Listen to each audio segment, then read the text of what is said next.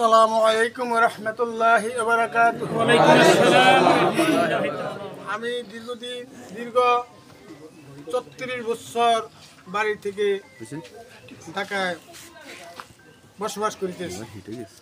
হয়তো এই ৩৬ বছর আগের যারা আছেন তারা আমাকে ভালোভাবে চিনেন, এরপরে যারা আছেন তারা আমাকে ঠিকমতো চিনতে পারেন না। আমি আমার এই সন্তান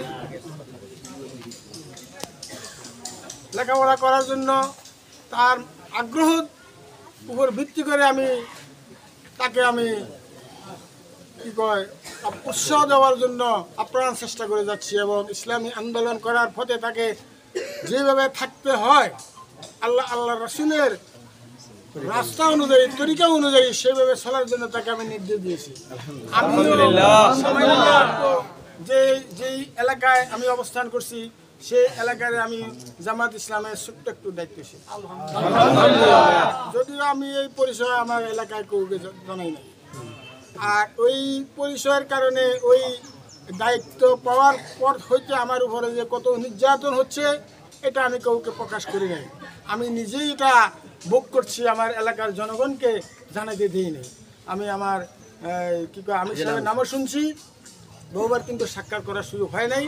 তো আমি আপনাদেরকে বলতে চাই, এলাকার ভিতরে আমি আপনাদের সাথে যত বছরে ছিলাম, আমার অবস্থানের উপরে, আমার আচরণের উপরে আপনারা সবাই জানেন ভালো মন্দ। সেই হিসাবে আমি আমার এই ছেলেকে প্রতিষ্ঠিত করার জন্য আমি চেষ্টা করছি এবং হচ্ছে ইনশাআল্লাহ।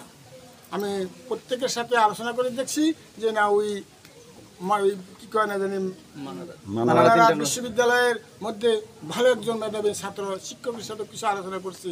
আমি তাকে বললাম, তোমাকে টেবিলে তোমাকে আমি বসতে দেখি না, বই নিয়ে তোমাকে বসতে দেখি না, তুমি আর কে দিয়ে আমি কি ভবিষ্যৎ ফলাফল আশা করতে পারি? উনি আমাকে বলছিল, বাবা আপনি পরীক্ষার পর আমার ভালো রেজাল্ট যদি পান এতে আপনি সন্তুষ্ট হয়ে যাবেন ইনশাআল্লাহ। আর ঠিক আমাকে সেইভাবে আমাকে উপহার দিয়ে যাচ্ছেন, আমার অন্তর সবসময় ভরপুর থাকতো। এরপরে আমার দীর্ঘ ৮ বছর আমার স্ত্রী অসুস্থ হয়ে প্যারালাইসিসে ঘরে অবস্থান করছে। এত কিছু পরেও আমি ছেলেকে প্রতিষ্ঠিত করার জন্য চেষ্টা চালিয়ে যাচ্ছি এবং আপ্রাণ চেষ্টার পরে এতটুকু পর্যন্ত উঠছে, সম্ভবত প্রায় ৬০ বছর। আর এই মুহূর্তে আল্লাহ পাকের পক্ষ থেকে ফয়সালা আসছে, আল্লাহ পাকের জান্নাতের কিছু শট আছে মনে হয়। এই জন্য আমার এই ছেলেটাকে, এই স্বর্ণের টুকরাকে আমার কলিজা থেকে ছিঁড়ে নিয়ে গেছেন। তারপর আমি আলহামদুলিল্লাহ, আল্লাহ যদি খুশি হয়ে থাকেন আমার এখানে বলার কিছুই নাই। আমি খুশি আর বেজার যদি হই এখানে কিছু আসে যায় না। ফয়সালা আল্লাহর কাছে আছে, যেহেতু আল্লাহ পাক আহকামুল হাকিমিন, উনি একদিন বিচারের মালিক। আমাদের বিচার কার কাছে দেব, কে করবে বিচার? অতএব আমি আপনাদের কাছে, সবার কাছে আমার ভবিষ্যতে অতীতের আমার যদি কোনো রকম ভুল ত্রুটি থাকে সেই দিকে লক্ষ্য না রেখে আমার এই শহীদ সন্তানকে আপনারা সবাই দোয়া করবেন যেন আল্লাহ পাক তাকে সর্বোচ্চ মর্যাদা শহীদ হিসাবে দান করুন।